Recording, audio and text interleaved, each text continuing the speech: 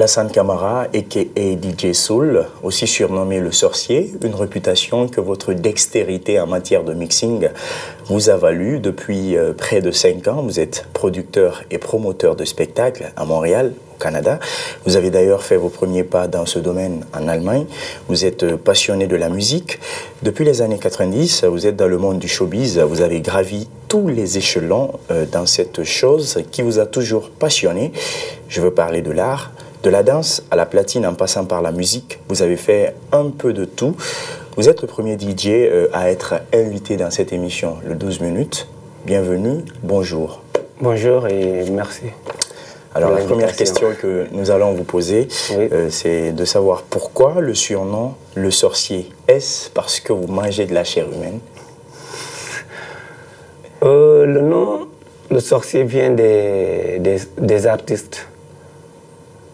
Faites qu'on part au studio, à chaque fois qu'ils sont coincés, et je donnais des idées. Et il y avait DJ Cisco même qui me disait que tu es un sorcier. Et dans les chansons, au fur et à mesure qu'il chantait, il disait DJ Soul le sorcier. Et c'est ça. Ça vient de là. Alors pourquoi on ne vous a pas appelé le magicien?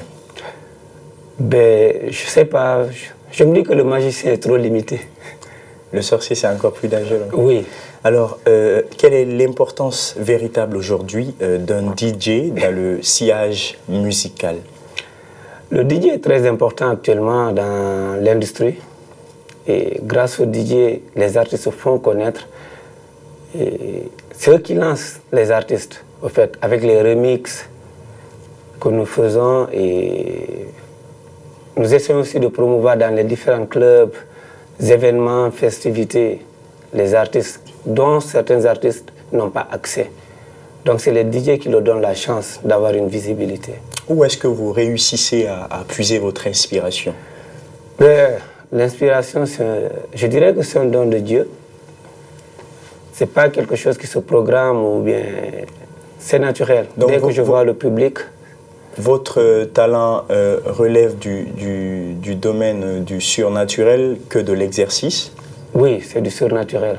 Alors, vous êtes sorti du pays, on le sait, à la fin des années 90. Vous étiez étudiant alors. Oui. Comment cette transformation a-t-elle eu lieu d'étudiant à disque jockey?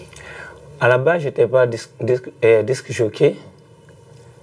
J'étais juste un mélomane, quelqu'un qui aimait la musique, qui avait commencé comme tout jeune de la Guinée. Et à l'extérieur, je suis lancé dans l'événementiel à produire des événements. J'avais toujours des problèmes de DJ. Je me suis dit, OK, je vais essayer aussi à jouer de la musique. C'est de là que c'est venu. Je n'avais pas le talent comme le faisaient les autres. Mais les gens appréciaient, aimaient les sélections que je faisais. Donc on me disait que tu peux être un bon DJ. Et le reste, c'est venu naturellement. Alors, aujourd'hui, si on devait vous décrire, quelle est votre particularité? Quelle est cette différence entre DJ Oudi Premier, qui est quelqu'un qui a réussi à se faire connaître aussi dans ce domaine, et DJ Cisco, qui n'est pas n'importe qui non plus? La différence, DJ Soul, c'est un mélomane à la base. Et je connais la musique, je connais le son. Oudi et Cisco, c'est des artistes, ce n'est pas des disques jockeys. Et pourquoi cette appellation DJ? Avant, on n'appelait pas les... C'était des animateurs. C'était le nom avant. Des MC. Mais maintenant qu'on a transformé en disque jockey. Normalement, un disque jockey, c'est celui qui joue aux platines. Qui fait danser des gens avec de différentes mélodies, de sonorités aussi. Est-ce qu'il y a un rapprochement aujourd'hui entre le talent que vous avez et celui de David Guetta, qui est une figure de proue aujourd'hui dans ce monde et qui se fait des millions, qui fait parler aussi de lui, même plus que des artistes chanteurs? Oui. Qu'est-ce qui vous manque pour pouvoir atteindre un niveau comme le sien? C'est le milieu. C'est le milieu. Et pourtant, vous évoluez au Canada. Oui, j'évolue au Canada et comme on le dit, l'industrie musicale là est fermée. Chez nous, c'est ouvert à tout le monde. Chacun peut venir faire son succès. Mais à l'extérieur, c'est différent, c'est fermé. DJ Soul, nos informations nous apprennent que vous avez été couronné par des officiels au Canada. Parlez-nous-en un peu plus. Ok, vous êtes informé. En fait, j'ai été couronné plusieurs fois par des autorités canadiennes par ce que j'ai apporté à la jeunesse africaine, noire, je m'excuse du terme, et l'influence que je portais à cette communauté et qui a marqué cette autorité, que ce soit du Premier ministre au ministre de l'Affaires étrangères, l'association des Noirs en Amérique du Nord. Donc, c'est ce qui m'a valu toutes ces reconnaissances. Quelles sont aujourd'hui vos relations avec ces jeunes qui commencent à faire carrière aujourd'hui dans ce monde de DJ en Guinée, ici particulièrement? J'ai de très bonnes relations avec les DJ en Guinée et il y a pas mal de talent. Il y a pas mal de talent, c'est juste un peu retravailler la façon de le faire et je pense que... Est-ce que vous avez un projet dans ce sens? Oui, j'ai un projet dans ce sens. J'ai mis sur pied des cours de stage de 2 jours pour former les différents DJ, leur donner des techniques de mixing et comment maintenir le public. Parce qu'il ne suffit pas juste de mixer de la musique. Il y a les techniques aussi pour maintenir ce public qui est là pour les DJ, pour s'amuser. Alors comment, aujourd'hui, on le sait, vous êtes producteur de plusieurs artistes. Est-ce que vous pouvez nous citer quelques-uns et nous dire comment se passe votre collaboration avec eux? Oui, j'ai produit pas mal de sons de différents artistes et d'événements. Quand je prends le cas de DJ Cisco, ça se passe très bien. J'ai commencé avec DJ Cisco depuis son début. J'ai toujours été son producteur de tout, ouais. Et ça se passe très bien, c'est pourquoi on est toujours ensemble d'ailleurs. Et j'ai une maison de multimédia aussi, que je vais bientôt implanter en Guinée. Je suis là en passant pour ça. Quand vous regardez le dernier clip de Petit Kanja qui a été réalisé au Canada, c'est une de nos produits de la maison. Lequel clip? Birimoulam. C'est le dernier clip d'ailleurs qui a été produit au Canada par ma maison de multimédia, Galé Multimédia. Et donc, j'ai produit aussi pas mal d'artistes étrangers comme Titi du Sénégal, des spectacles, Sergio Polo du Cameroun, Bambino, et la liste est longue.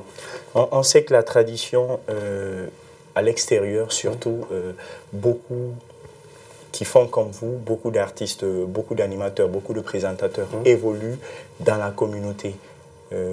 Est-ce que c'est la même tradition chez vous? Est-ce qu'il n'y a que dans la communauté guinéenne au Canada que vous exercez votre profession? Oh non, DJ Soul, c'est une marque déposée. Et je ne suis pas limité seulement qu'à notre communauté. Parce que je suis enregistré en tant que DJ, j'ai toute une équipe derrière moi. On se déplace dans les 4 coins du monde. Exemple, je rentre bientôt, j'ai des événements à New York. Le 1er juillet, je serai en Allemagne. Le 8, 9, 10, je serai au Canada. Ainsi de suite. Est-ce que vous pouvez nous citer quelques exemples d'événements qui ne sont pas forcément dans le cadre communautaire et que vous avez réussi à animer? Il y a le festival de la culture en Allemagne. Pendant 5 ans, j'étais le DJ officiel. Il y a un festival de gastronomie. Je suis le directeur artistique, que je dirige d'ailleurs. Donc, il y a pas mal d'événements. Ça, c'est le 150e anniversaire du Canada. Donc, je suis sollicité aussi par la francophonie pour animer les différents événements.